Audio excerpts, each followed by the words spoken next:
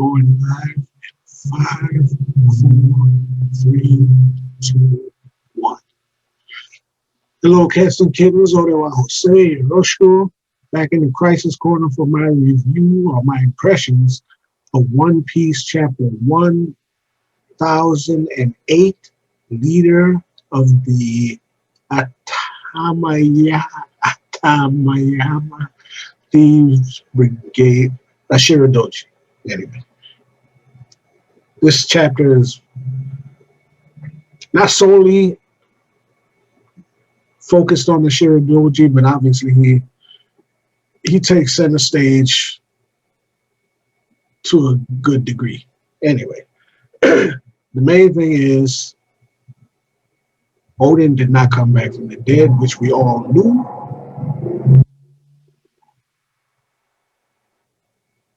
But it's good to have that confirmed, because if he did, it would have queered things.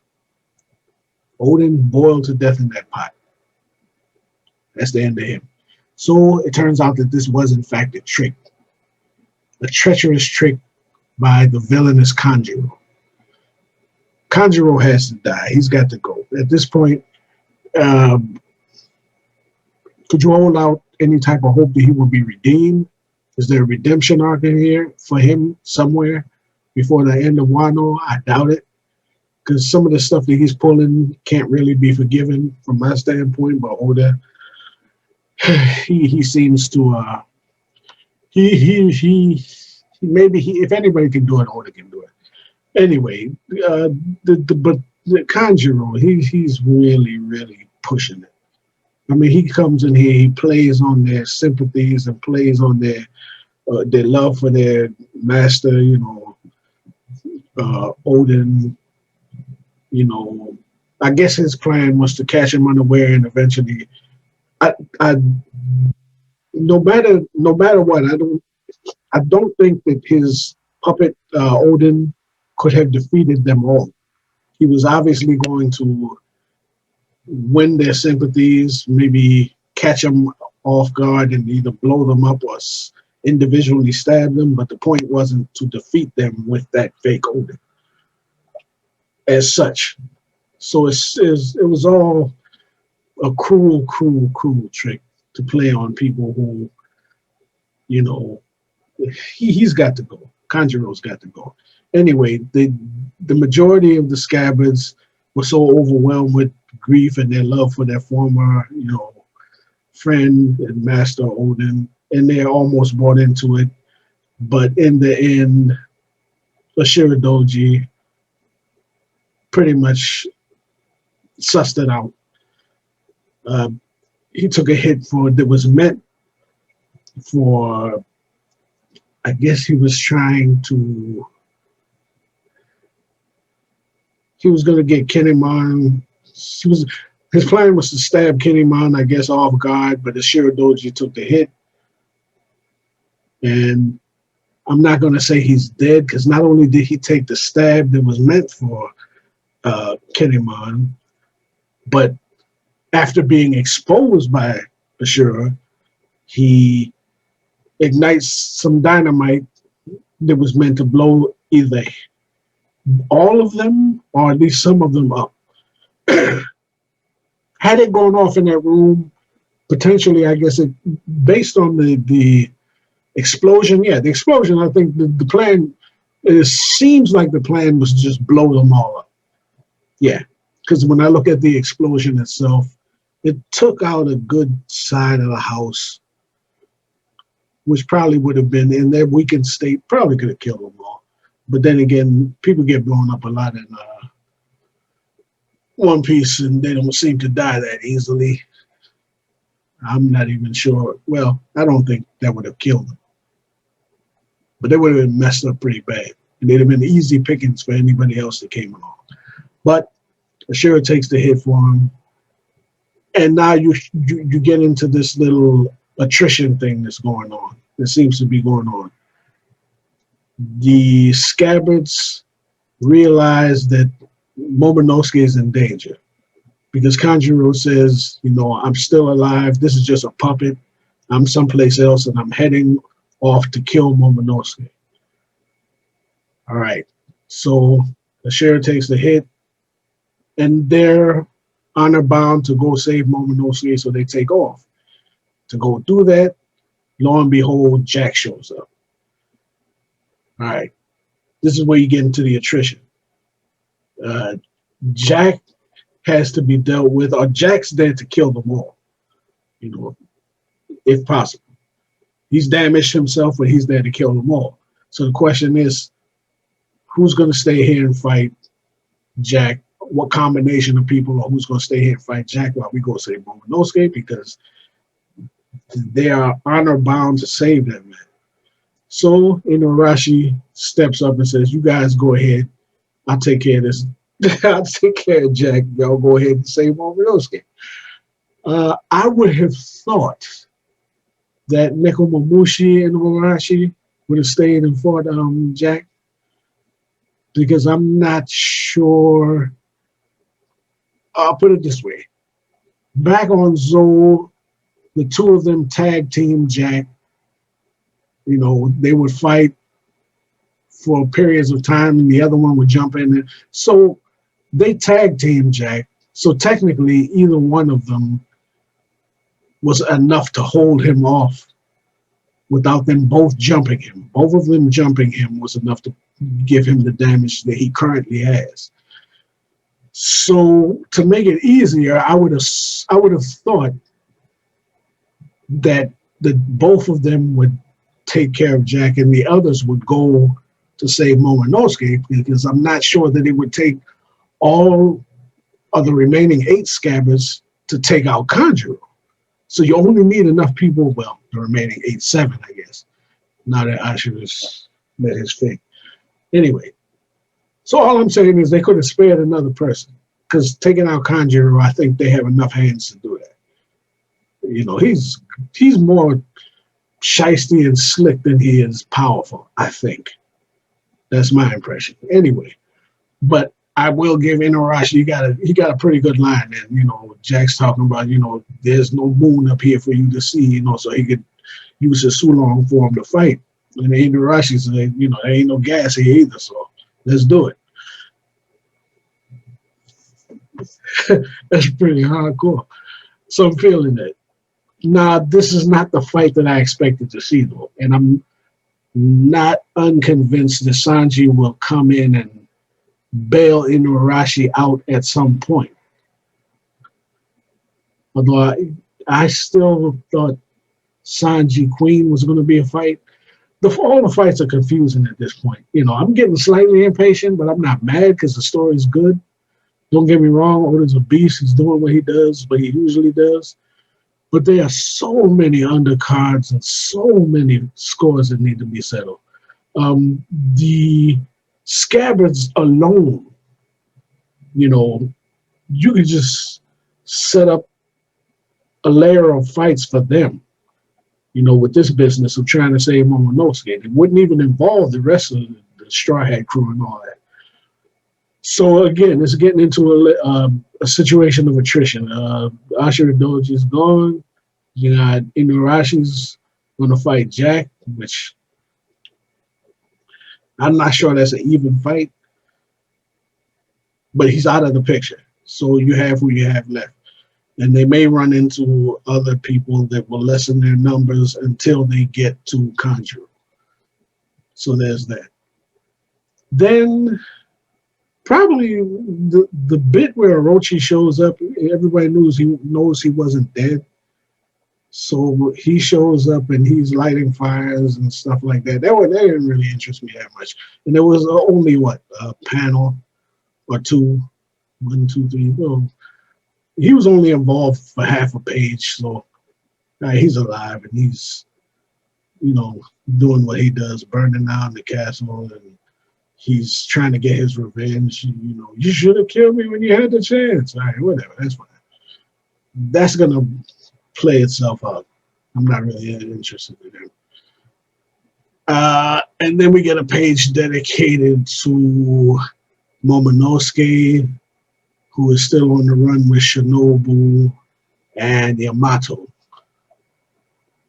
The interesting thing here is more or less Uh, Momonosuke's, I don't know if you call it that observation hockey, voice of all things, whatever it is that he's able to suss out the Luffy's condition in the battle on the roof.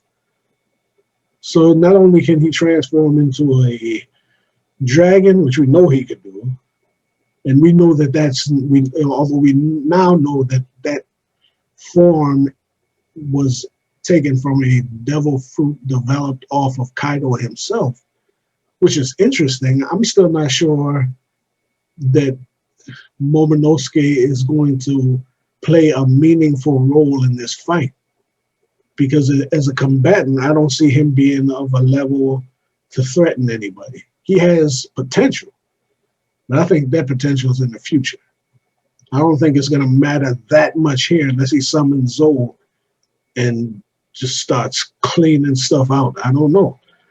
So again, this is like side issues that are kind of distracting from, I ain't gonna say distracting. It's part of the story, but in the end, it's gonna make sense.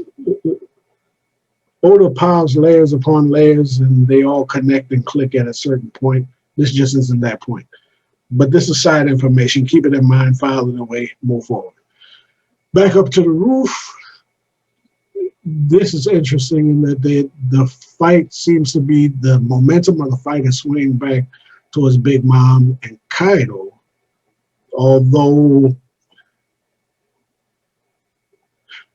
the supernovas, it looks like they've hit a wall at some point.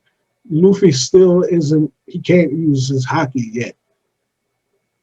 I assume he's just working off of regular gear 1, 2, 3, but without his armament haki and stuff like that. So that level of uh, ability is not going to do but so much damage, if any, to Kaido or Big Mom, which is made apparent. They keep sending him flying. But the cool thing about that I admire about Luffy that makes him stand out from the other supernovas is that he has demystified these Yonko. To him, they're just people that have to be beaten, people that he intends to beat. I'm not going to say that the other supernova are frightened of the Yonko, although they may have a healthy fear in the recognition of their ability and so forth and all of that good stuff. But, I mean, Luffy makes the statement. He said they're just people like us. You know what I'm saying? They're human, you know.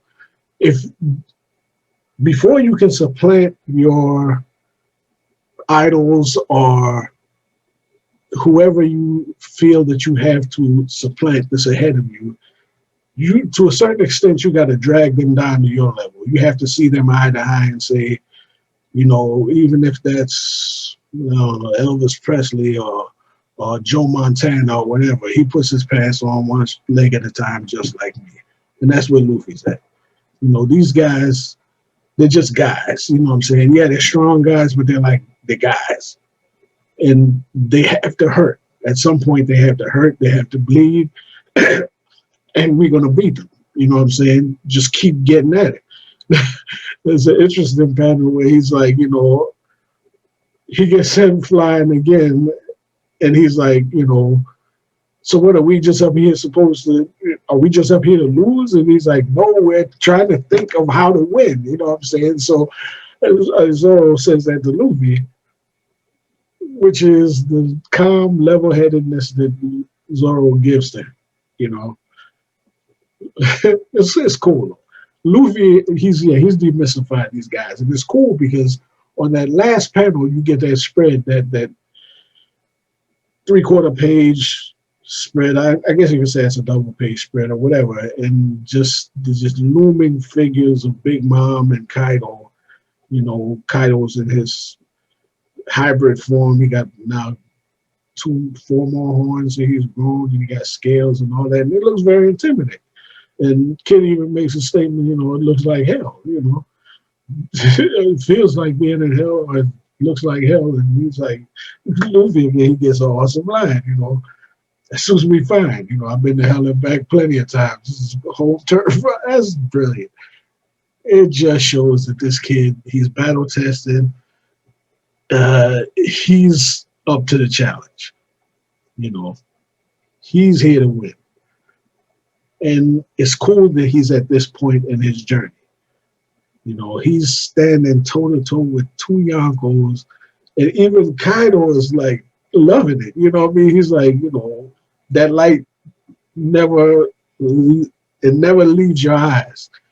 It takes me back to when Kaido KO'd Luffy when they first fought, and even when he was knocked out, his hockey was kicking out and knocking people out. His Conqueror's hockey was still active.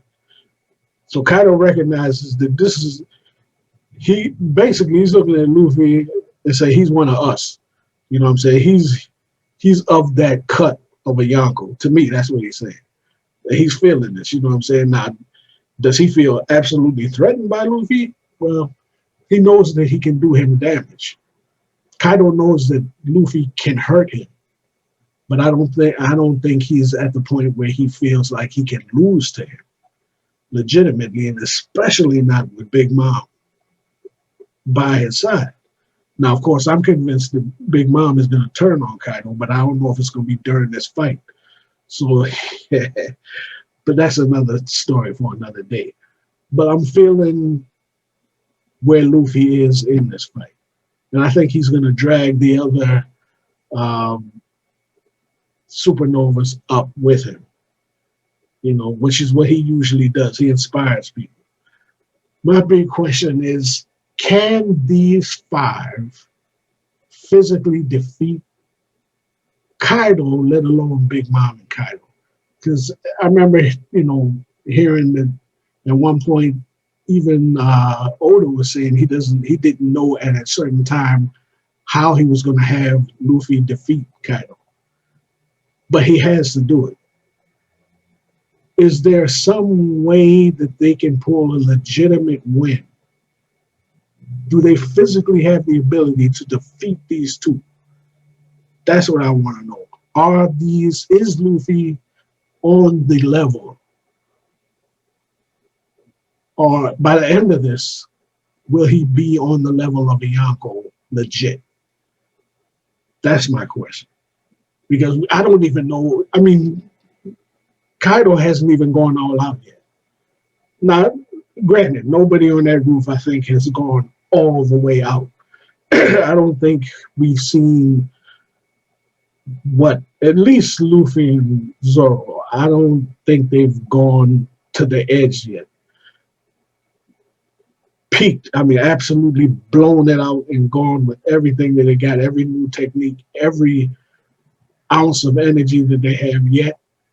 No, and I can't speak for Kid and Killer. Law is another issue. I think in my opinion, his ability is pretty broken, but it's getting nerfed all the time. But we'll get back to that.